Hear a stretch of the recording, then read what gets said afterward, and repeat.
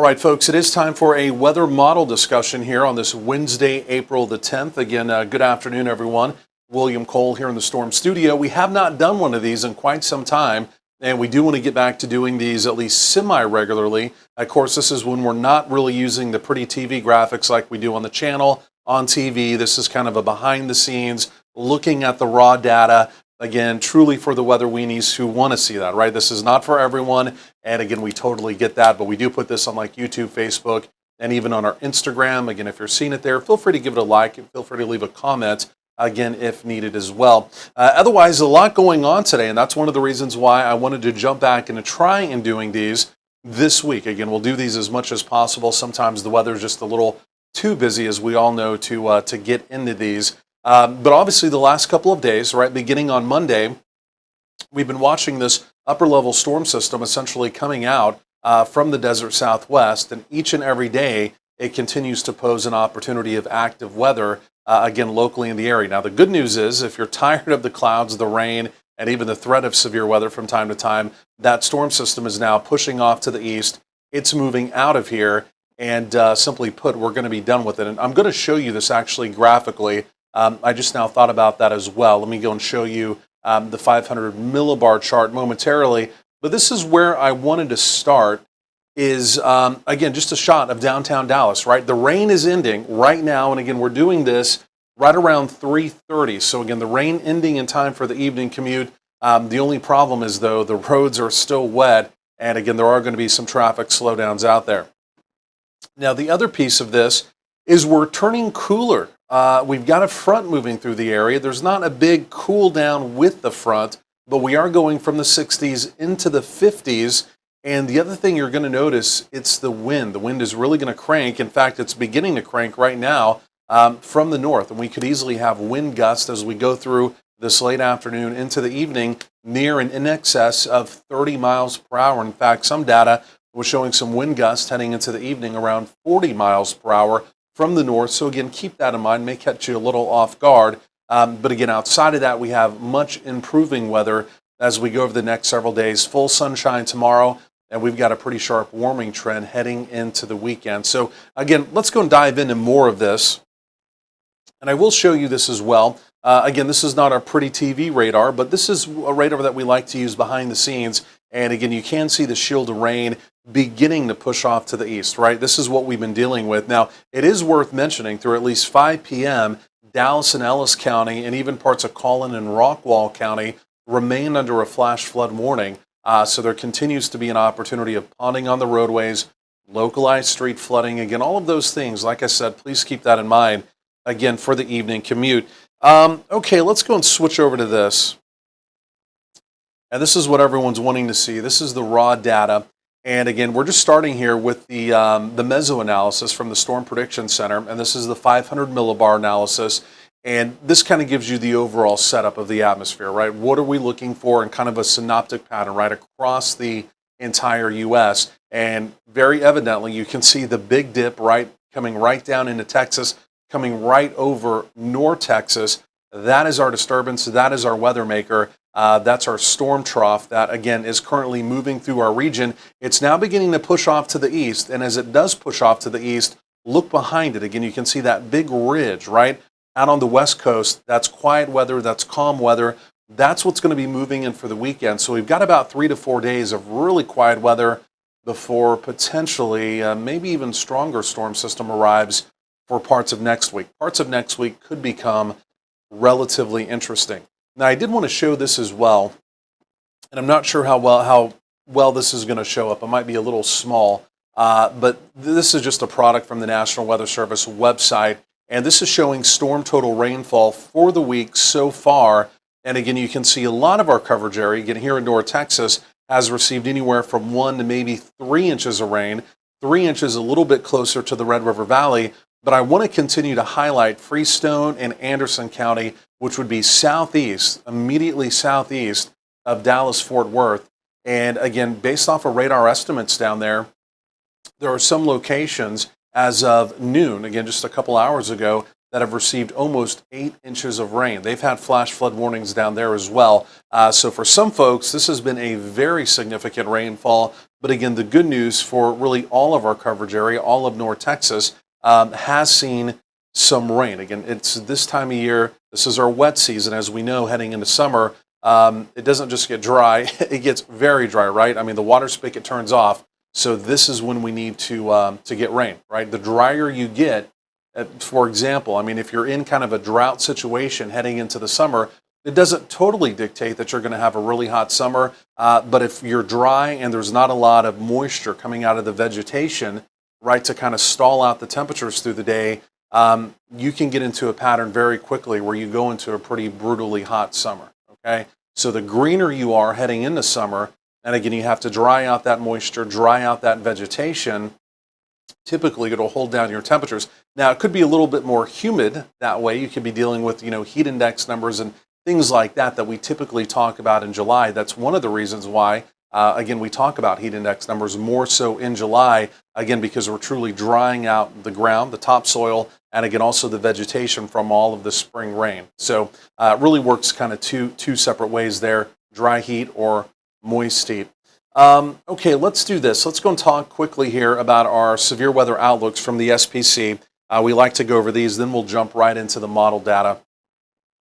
And for us, the risk of severe weather is done. I mean, we have, even today, the showers and a little bit of thunder we've had out there, there's been no risk of severe weather. I probably didn't even need to tell you that. You can tell the atmosphere is stable, right? I mean, this is a general good old-fashioned rain and some good old-fashioned general Texas thunderstorms. There's been a pretty significant round of severe weather in the deep south today. In fact, at one point earlier today, beginning this morning through early afternoon, there was even a marginal risk, which is like a level 4 out of 5. Level 4 out of 5 risk of severe weather down there. And there's been multiple tornado warnings and again, some higher end severe weather ongoing down there. This area of activity, rain and storms, is now pushing over towards the Florida Panhandle and into parts of Alabama and Georgia. And so now the overall risk is beginning to come down. Right now, the top end risk down there is an enhanced risk. But again, regardless, it's been a pretty busy severe weather day in that direction. And of course, it all has to do with that same storm trough that is now moving through North Texas, moving in that direction. For tomorrow, again, as that same storm system continues to push off to the east, more storms possible, slight risk down across parts of the Florida Peninsula, even up towards the Carolina coast. Then you can also see the Ohio River Valley. Their severe weather season typically starts a little bit later. What you're seeing now is not unusual for the deep south or even Florida. In fact, their severe weather season really almost kind of goes from January, begins to kind of taper down in March, but really can linger just like ours all the way through May. Ours is typically March through early June, and then as you get into kind of the warmer months, right, the severe weather season begins to go to the north. But there's been several opportunities of the Ohio River Valley having severe weather even as we've gone through this week. It's not unprecedented, but it's just a little rarer for them this time of year to get severe weather. But there is an enhanced risk up there for tomorrow. Then as we look at day 3, pretty much quiet around the nation, right? The same storm trough that gave us all the problems, it basically moves on out of the area off the coast. And again, from there, again, the nation is relatively quiet. And then we're all basically looking out to the west. And again, we're waiting on that next storm system. So with that being said, let's go and take a look at this. I want to use the other zoom on this. And again, this is that 500 millibar chart that we looked at earlier, right? Kind of giving us the overall pattern. Of course, at this point in time, currently, as we look at the analysis, the trough is sitting directly over us. Now we're going to look at the actual model data. This is going to be the European model, kind of my preferred model. And again, we're going to look at the overall setup going forward over the next 10 days, tracking any additional storm systems coming in or quieter weather with more of a bump or a ridging pattern. Okay, so we'll try and make that make sense here over the next few seconds as we run through this. So again, this is where we are right now. This is basically in real time. Again, you can see the big deep storm trough right over Texas, right over the Lone Star State, right? So as we go forward in time, there it is. You see it pulling away as we go over the next 48 hours. Again, we're looking out to the west. We're looking to the north now for any of our next weather features. As we're looking out to the west, here comes that ridge, right? The ridge builds in for the weekend. We're quiet, right? You see nothing going on. See how the jet stream goes up and over. It's like a big bump We call that a ridge. We'll talk about that a lot through the summer. We typically get a ridge that sits right over us during the summer. That's why we have nothing but heat going on. In this situation, it's a little more fluid, but again, we are going to turn warmer. In fact, for parts of the weekend, we are going to turn sharply warmer. By Sunday, there may be even a few 90s in parts of North Texas. We're also going to be quiet. We're also going to be dry, again, all the way through Sunday. So we're seeing that right there. But then as we go forward in time, take a look out on the California coast. You see that bowling ball out there, that area of low pressure, that is our next storm system. And so that's going to be arriving for early next week. We're looking at that carefully, but notice as it comes out into the southern plains, notice how if you look at it, it kind of tilts backwards, right? So we call this on an axis, right? So here's the storm system on an axis. If it tilts backwards, it's negative, okay? And so anytime you're talking about weather, you have someone talking about something like this, and you hear a negative tilt storm trough, your ears begin to perk up. It does not guarantee severe weather, but if you're kind of in a favorable season for severe weather, like we are, it's April, those are some of the dynamics you begin to look for an opportunity of severe weather. We won't go through all the different details on this, but I can tell you a lot of the parameters next week are coming together for severe weather. Now, if it goes a little bit further north, I mean, the severe risk could shift up in Oklahoma, even out of North Texas. There's still a lot of variables at play, but it appears as though as we get into early next week, there are going to be conditions favorable for severe weather in and around the area. So after a few quiet days and pretty enjoyable weather, again, really stay plugged in heading into the early part of next week, okay? So then going forward, there it is. You see it ejecting out and then even curving up into parts of the Midwest. And then as we go forward in time, there's another little piece of energy, and this is where it becomes a little more questionable because the Euro has slowed this down. So for the middle part of next week, that's mainly for Monday, right? That's going to basically what we call eject out on Monday. It's going to give us a hit at possible severe weather Monday. Okay, then I think we're quiet on Tuesday. And now the second piece of this is kind of like the Wednesday, Thursday time frame. You see that next storm system that's still currently coming down through the Intermountain West. It's slowed down. Yesterday, the data was pretty bullish of kind of swinging that through and giving us rather another opportunity of storms Wednesday into Thursday. Today, look at it. I mean, it's a little bit slower. The progression is slower. It says it's trying to come out. And that's basically right there at the end of the data. So the end of the 12-day, and this only goes out through 10 days, but the end of the 12-day could be a little more variable. Right now, I've lowered my rain and storm probabilities. I was only at a 30% for next Wednesday and Thursday anyway. I've now put it at 20. I think there is going to be a storm system coming out, but again, the details are becoming a little more murky, right? This is kind of an off run where it's slowed down. Again, as we get new data in overnight tonight and even tomorrow, it may begin to speed it back up, and we'll kind of jimmy those probabilities a little bit. I've kind of left it as is for now, other than just lowering them. But if that continues to slow down, that rain opportunity or truly storm opportunity would continue to maybe shift a little bit further down, possibly into the following weekend, right? Not this weekend, but the following weekend, okay? So that's the overall pattern that we're looking at. It's truly just, again, over the next 10 to 12 days, 2 storms that we're watching, which is relatively slow, right? April, May, there's times over a 10 to 12 day period, you can get 3 to maybe even 4 storms through, right? So right now we've got 2, but again, each of those, the parameters are looking favorable for somewhere in the southern plains severe weather. And again, that's not unusual. In April, a lot of people don't realize this in North Texas, but it's not May for North Texas. It's actually April is our tornado month, right? Other parts of the southern plains, they get more tornadoes in May, but here in North Texas, we actually get more in April. And again, a lot of people are really surprised by that. So April is kind of our busy month, typically May just as busy, but again, climatologically, we do get more tornadoes this month than any of the other months. Okay, just quickly from here, we're going to look at the 850 millibar chart. This is air mass movement. This time of year, we're not really looking for big cold fronts. If we get a big cold front coming our way, there's something weird going on, right? But this time of year, you can still get air mass movement. And, cold fronts obviously are going to be key to our forecast. And there is some data that shows not that it's a significant front, but there is some data that in about 10 days showing that there may be a front again somewhere in our area as well. So we'll just run you through this. Again, when we've done these in the past, typically this is kind of like a fall and winter type deal where we're truly showing you the air mass movement. Now I look at this every day. For me, putting the forecast together, this is an important component to it. But again, for you, as we're just kind of going through the model data, that there's not a big change of air mass. It doesn't really show you much. But again, as you know, when we go through fall and winter, when we're really looking for those bigger fronts, it's typically when I show this. But it's worth going through still this time of year, right? So obviously, we know we've kind of been cool today. We've got that front coming through. It doesn't last very long, right? As the ridge builds in, look what happens. These are your temperatures above the surface, not at the surface, but just above. But it gives us a good reading of any air mass movement right around the nation. Okay, so here we go. We're going forward, heading into the weekend. Here comes the ridge. I mean, you can literally see the ridge carved out right in those temperatures, the big bump going up, kind of like an inverted U, a backwards U. So here they come. Look at that. So we know we're getting warmer. We're getting warmer. We're getting warmer all the way into Sunday. We'll put real numbers with this coming up. But I mean, we're really warming up, right? Like I said, some parts of North Texas by Sunday, we may be talking about some 90s.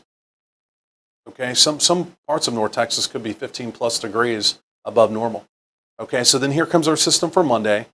And again, you can see any of those systems theoretically always have a cold front with them, right? When they come through, they're dragging some type of air mass from the north. They're spinning counterclockwise, and as they come through on the back side of them, they're pulling down whatever air mass is directly to their north, right? These coming out of the Pacific West, they're typically just pulling out modified, this time of year, modified continental air to the north, right? There's no cold air lurking to the north. Now, in the winter, when you maybe have Arctic air to the north, or one of these comes out of Canada and pulls Arctic air with it, then it's a completely different situation, right? Those are the ones you really gotta track carefully.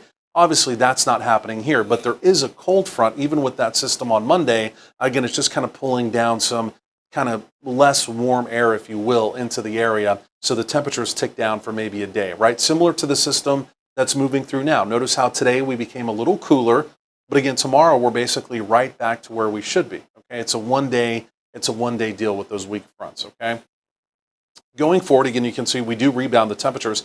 You can see some chillier air building to the north, right? I mean, you can see that there is an air mass that is a little bit chillier to the north. Now, the big question is, it's going to be the timing, because yesterday, as that other system, right, that was coming out of the Pacific West, as its timing was a little bit sooner, a little bit quicker, it was tapping a little bit of that. Again, we'll just call it chillier. This is not a big cold blast, even though it's blue, but it was bringing some air down that maybe we were going to get back into like the upper 60s, maybe some mid 60s, a little bit of a cool down, right?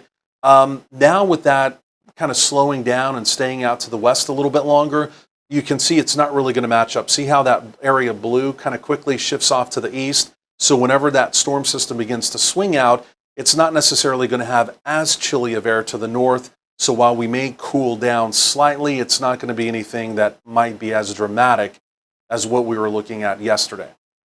Okay, if that makes sense. So we're kind of putting all the pieces together. And again, I'm going to show you the actual numbers on this coming up momentarily. We don't just make up numbers in our mind. The data gives us numbers that I'll show you. The one other thing I want to just look at quickly, I want to take you through the high-res data for today. And I know we got to hurry here. I just want to show you the future radar for today and also future wind, because it's going to be a windy evening. So this is the HRR now. This is what we call the high resolution rapid refresh. Some folks call it the HRRR. Some folks call it the HRR. Anytime you hear those terms, it's basically the same model. This is just from the Weather Service. And this is a short-term model, right? You're looking out typically over 18 hours. 4 times per day you get a run of this that goes out 48 hours to give you kind of an extended look. But this is the high-res stuff. So like when we're on the air and we're showing you future radar, products like that, it's essentially this right here, okay? So anyway, let me go and just walk you through this. And this is the rest of our evening. And you basically just see the shield of rain pushing off to the east. And we're basically done with it. We'll clear the skies heading into the evening. And I mean, we're done, right? I mean, you can just follow it going forward, pushing off to the east. We clear the skies. It's sunny tomorrow. And again, there's no additional rain chance until we get to this upcoming Monday, right? So that's what the high-res data as far as precip is showing this evening. Again, we're basically done with it even here in the Metroplex. I want to look at wind here just quickly too, the high-res wind and wind gust. And like I mentioned, it's going to be a pretty windy evening, but it's going to be kind of a short window where we may really see some wind behind the front. So you're looking for those yellow colors. But again, you can see by mid-evening what happens. It goes to blue. And then for tomorrow, the winds are light as well, right? So we have a narrow window where the winds are going to pick up. I mean, it's basically happening right now. And in fact, some of the data is not even as bullish, as gusty as it looked again a little bit earlier this morning. But again, you'll have northerly winds heading into the evening. They'll be a little bit gusty. But again, by mid to late evening, even the winds begin to come down as well, right? Then, I mean, we're basically telling that system, that storm system, goodbye, you're out of here. And we're basically done with the effects of it, right? I want to show you this last, and we'll look at the model number data after this. But this is, again, going back to the euro, looking out 10 days. And this is a global model. This is not future radar. Okay, so we're going from the high-res future radar back to a global model that takes us out 10 days. A global model forecasts for us locally here in North Texas the exact same way it's forecasting for Antarctica, right? It's essentially forecasting for the entire globe, okay? But it's still, even for as big as that is, right, it's still relatively high res, the newest versions here of the Euro. But you don't read this like a future radar. Anytime you see the green on this, you're going to take that as a signal. It's saying, hey, there may be an opportunity of some type of precipitation in this area over the next 6 hours. Okay, so it's a little bit different. So we're where we are right now, but I'm going to quickly go ahead and move on past that, right? We know we're quiet for the weekend. I want to jump all the way to Monday. Okay, so we're going forward in time. We're going forward in time, and here we go. We're going to get to Monday. That's Monday late afternoon, and this is heading into Monday evening. And again, what are the signals on this, right? With that storm system ejecting a little bit further off to the north, you're seeing the darker green. The stronger signals of precipitation are going to be maybe skewing now a little bit further north into Oklahoma, into parts of Kansas, but again, extending down the dry line, you're seeing those little areas of green showing up. This is basically trying to say it may be a little more isolated, but there may be an opportunity of some thunderstorms. In this situation, it would be supercells developing along the dry line. Okay, that's what we're getting from that, right? It looks kind of messy, but that's what we're reading from that, okay? Then that storm system moves out. Again, we clear out for Tuesday, and then here's where we get to Wednesday into Thursday, right? We're still kind of watching this space. It's not necessarily locked in. I mean, it's still trying to do something, even though that storm system is slowing down. It's a little bit further out there to the west, but we'll see what happens with this, okay? So we're watching, again, next week as well. Again, we're saying now Wednesday, Thursday, this is extending even into Friday. Can you see that? Again, because it's slowed down. So the end of next week, because it's another slow mover, similar to the storm system we were just dealing with, again, we may have multiple days where we have rain, storms, and even an opportunity of some heavier rain developing as well. Okay, so that's kind of the first signal we've got of that, right? Remember, I mentioned yesterday it was pretty quick with it, moving it on through. Right now, this run is slower, but that does not mean that, again, later tonight or tomorrow, the model flips back the other way and says, you know what, hey, I think it's going to come through faster. So this solution, we call this a solution, will continue to evolve. So that's why whenever we're kind of talking about the long-range forecast, you kind of see it vary from day to day, right? We never like to make big wholesale changes. We kind of wait a couple days, see what the data is doing as far as kind of flip-flopping, and then we kind of adjust it, and then it becomes a little more clear as we get closer in time, right? And we start tapping into some of that high-res data. Okay, let me go and do the numbers. And this is just going to be the blend of models. This is what we use here for our forecast. This is a Weather Service product. It's an INCEPS product from the Weather Service. And they basically take all the model data that's available, including the high res, they put it together and they weight it. What performs well with what?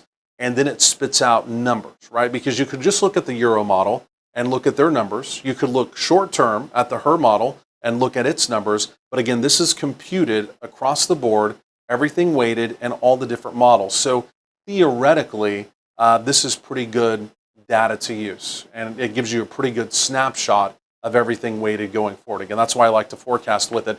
So again, temperatures in blue, those would be your highs. I don't know why they're in blue. But again, in green, those would be your lows. This is over the next 10 days. And again, this is basically what we have. Again, you can see back into the 70s tomorrow. Again, we're building into the 80s by the weekend. And then we even have 80s for the early part of next week.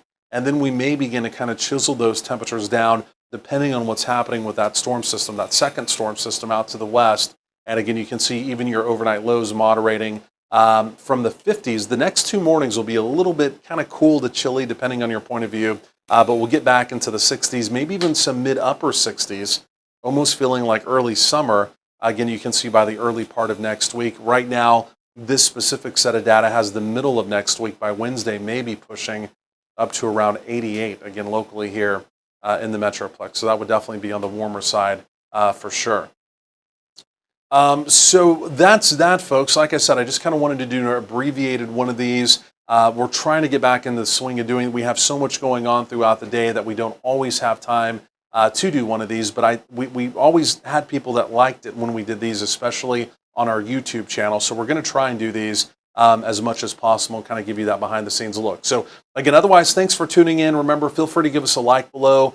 Feel free to leave a comment if you have a question. Sometimes we're a little slow to get to them, but we always do get to them. I always get to them. And that's it. Again, otherwise, like I mentioned, improving weather for tonight and tomorrow. And again, otherwise, thanks for watching. Enjoy the rest of your Wednesday late afternoon and evening.